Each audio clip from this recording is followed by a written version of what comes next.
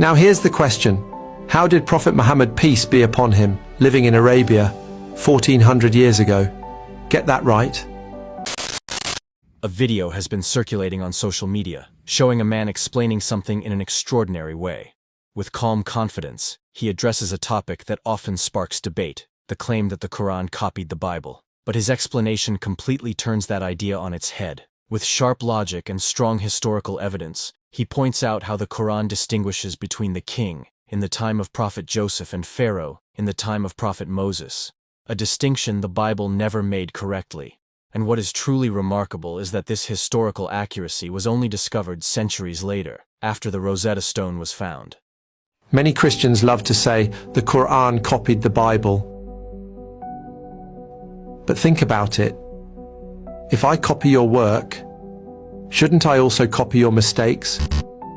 Let's take this as an example from historical context. The Bible calls every ruler of Egypt Pharaoh, whether it's the time of Joseph or Moses, but that's historically wrong. Because during Joseph's time, Egypt was ruled by kings, the Hyksos, foreign rulers. The title Pharaoh didn't even exist yet.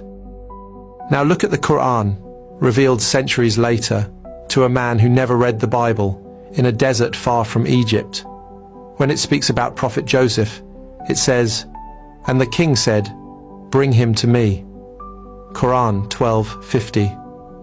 But when it talks about Moses, it says, "Go to Pharaoh, for he has transgressed." Quran 20:24. See the difference? The Quran calls him king where it's supposed to be king, and Pharaoh where it's supposed to be Pharaoh. The Bible, one title for all, mistake repeated. The Quran, perfectly precise. In the next part, the man poses a question that makes you pause. How could Prophet Muhammad, peace be upon him, living in the deserts of Arabia over 14 centuries ago, know such precise details about ancient Egypt? He explains that the Egyptian language had long vanished. No one could read the hieroglyphs, those mysterious carvings on temple walls, until the Rosetta Stone was discovered in the early 1800s. Only then did historians confirm that the title Pharaoh was used much later, proving the Quran's accuracy. Now here's the question. How did Prophet Muhammad, peace be upon him, living in Arabia 1400 years ago, get that right? During his time, the Egyptian language was dead.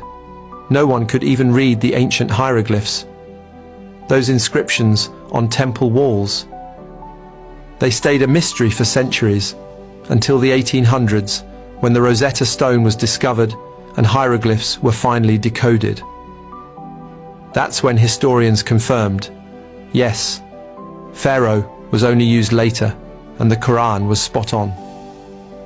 So I'll ask again, if the Quran copied the Bible, why did it correct it? Because the Quran didn't copy men. It came from the one who knows what men forget.